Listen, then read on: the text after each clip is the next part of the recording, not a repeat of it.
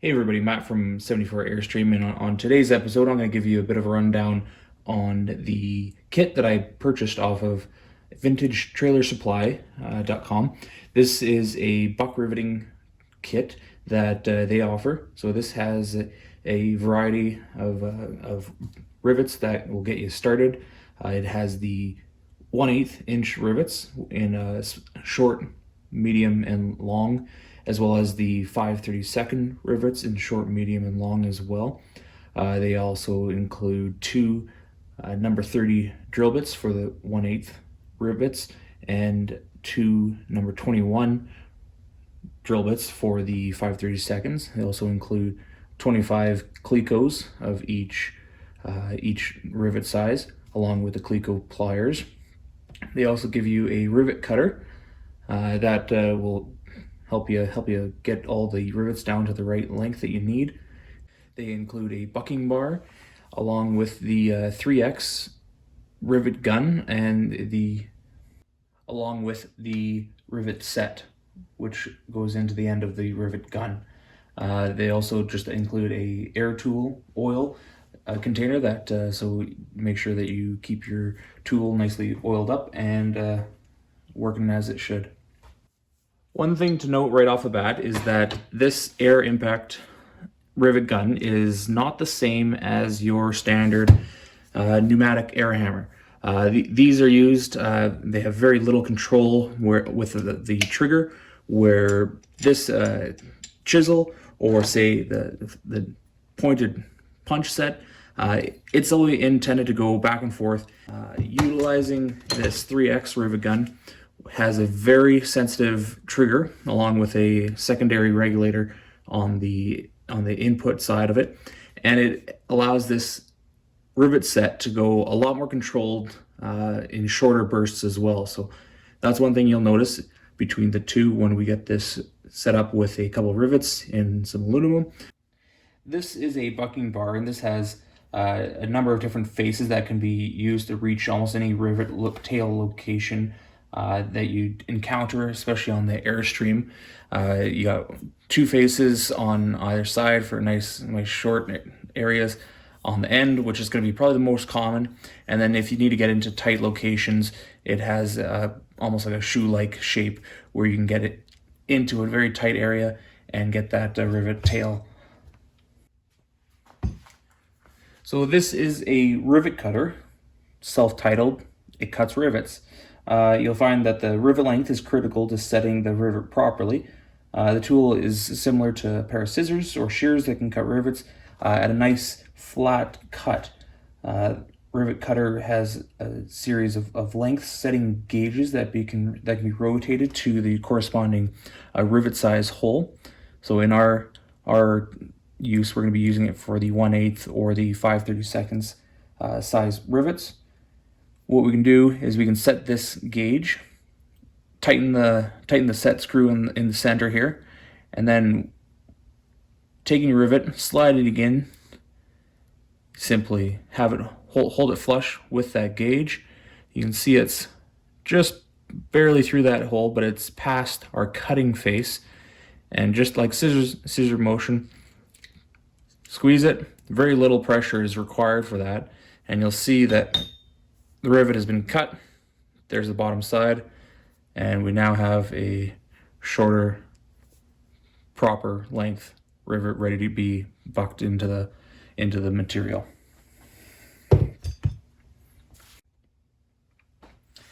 The Clecos that come with this kit are used for the 1/8 or the 5/32 size rivets.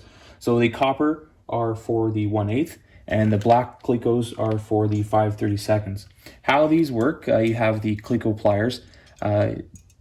You'll see that there is if we get a little focus, there is a pin on the very end.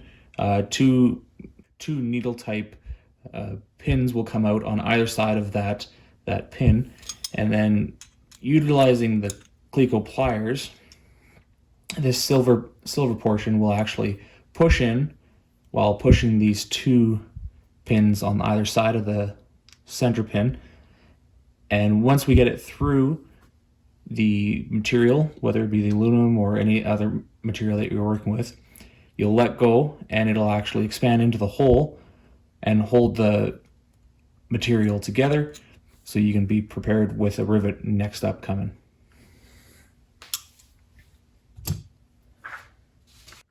So the drill bits that it comes with, very simple, nothing special with these.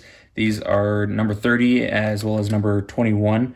The number 30s are for the 1/8 drill bits, and the number 21 are for the 5/3. It comes with 2 kits.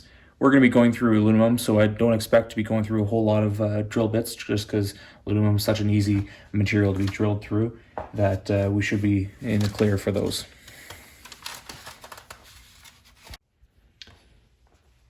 All right, just a disclaimer, I'm no professional in the aspect of bucking, but I'm going to share some learnings that I've got so far with you. First off, when you're first using this gun, one of the most important things is to ensure that you're keeping it at a perfectly perpendicular angle to the working surface. You don't want to be up on it, side to side. If you do this, you'll get what they call smiley faces, or smileys, where if you were to buck it in one direction and you're off kilter from the rivet, you're not perpendicular with it, you'll score the material below it or any side of it, and you'll be left with a bit of a moon shape that looks like a smiley face if you put 2 little dots on your rivet. So first off, when you're putting the rivet through, you'll have it through the entire thickness of the material. You'll have your gun perfectly perpendicular to this working surface, or parallel in line with the rivet and the rivet tail. And then you'll have your bucking bar on the back side. Don't need a whole lot of pressure, just constant force into the rivet itself. The motion from the rivet set going back and forth will help set the rivet properly with a minimal effort from the backside. So simply enough, light on the trigger. Don't need to go crazy. Just start small and go from there. So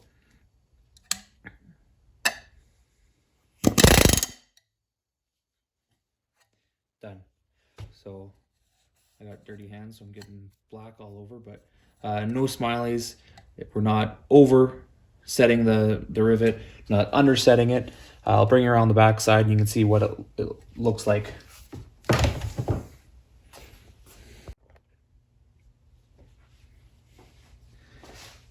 So you can see on the back side, the rivet's been set through. Just for reference, you can see exactly what a rivet looks like unset.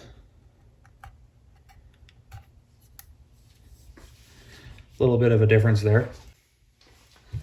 I'll go ahead and do one more rivet. Like I say, keeping perpendicular to the working surface.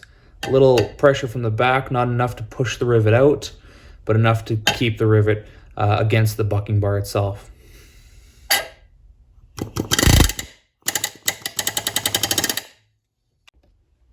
Alright, so showing you how the Clecos work. What I'm going to do is just give you a little close-up of this guy once again. You can see how the Cleco gets closer once it's beyond this center pin, and then once it's along the center pin, it expands back open. So these are for the 1/8 rivets. Push it all the way through, push it in, pull it out, and now that Cleco's set in there, and it's going to hold the material. I'm going to have the Cleco through. It's going to go through both materials, and it's going to hold that second material against there. So right now I can still pivot because I still have to drill a second hole. So I'm going to go ahead and do that using my number 30 drill bit.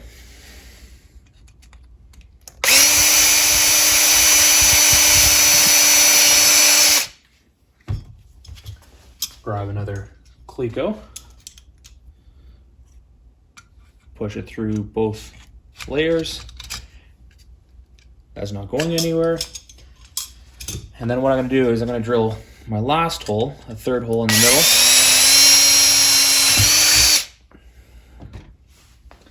And now at this point, these rivets that I was using on the top two holes are now too short for me to utilize in this double pin.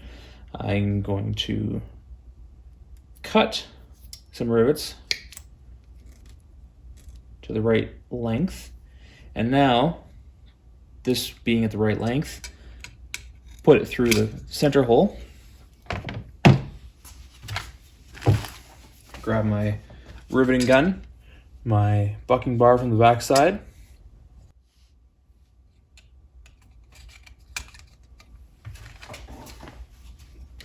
I'm gonna give you a smiley face just so you know what not to do.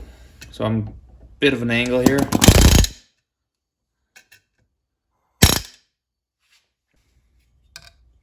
And on this last one, I'm gonna overdrive it.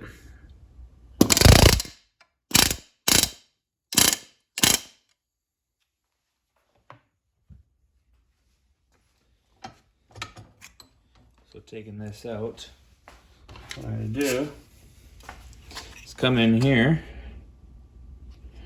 and just put a couple of eyeballs in there, and you can see here's that smile face right underneath here.